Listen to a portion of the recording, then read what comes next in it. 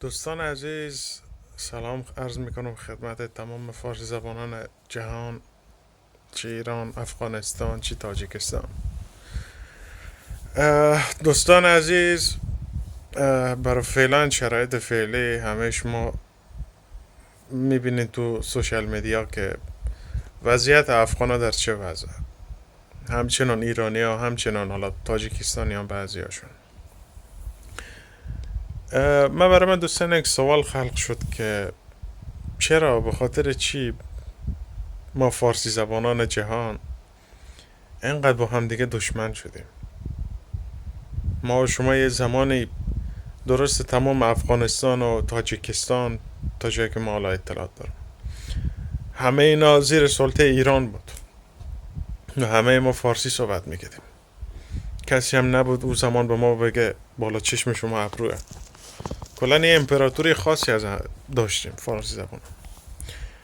ولی الان توی سال 2025 اصلا کلا دشمنی ما و شما فارسی زبانان خیلی اصلا بیش از حد زیاد شده.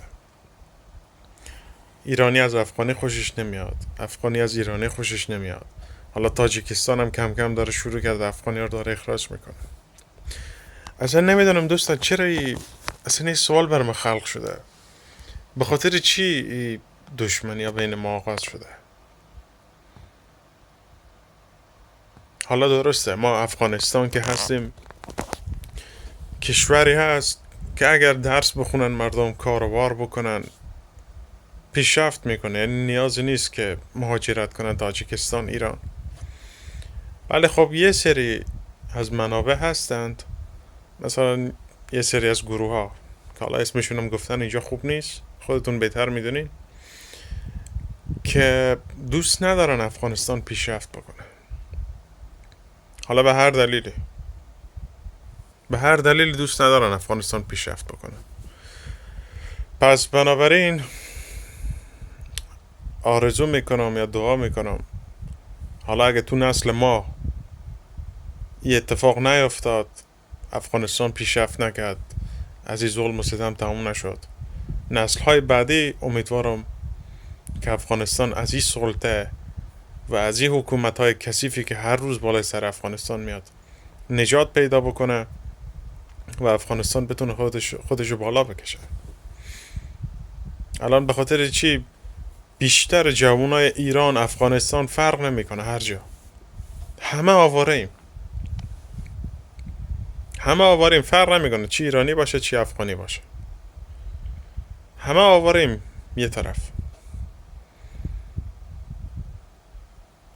الان من خودم این هم مدت که تو اروپام، خب از یه نگاه خیلی خوشحالم اینجا، چون هم کار است، هم مدرسه است، همه چی برام آزاده.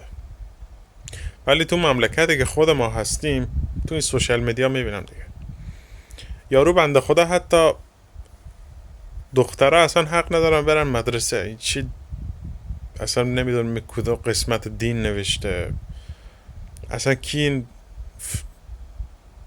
ایده اومده تو سرش. امیدوارم که دوستان بتونیم یه راهی پیدا بکنیم که از این بدبختی و از این فلاکت بیایم بیرون. علل خصوص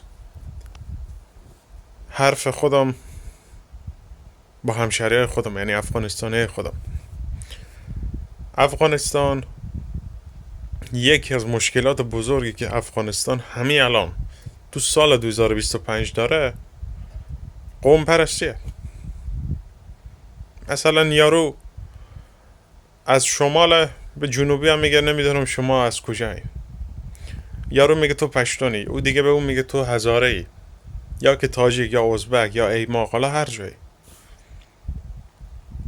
ببینید شما وقتی تو سال 2025 ایده مردم هنوز ایده 200-100 سال پیش هنوز تو کلشونه، اون مملکت به خاطر پیشرفت باور کنین تا 200 سال دیگه هم پیشرفت نمیکنه.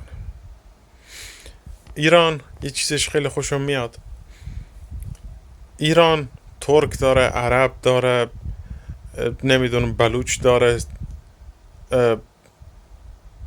چندین تا از اقوام مختلف داره، کرد داره، ترک داره.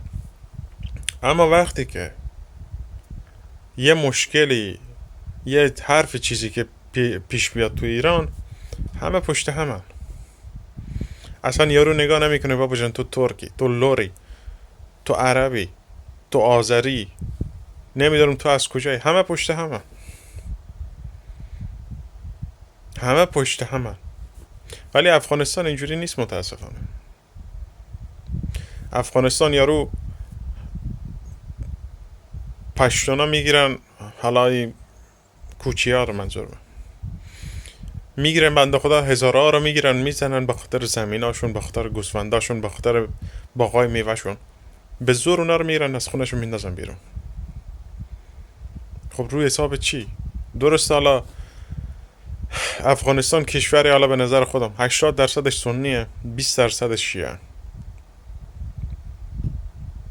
حالا شما اون 20% که شیعه میبینین، کوچی ها منظور من، آیا شما اونا رو به چشم کافر میبینین میرین به خونهشون حمله میکنین؟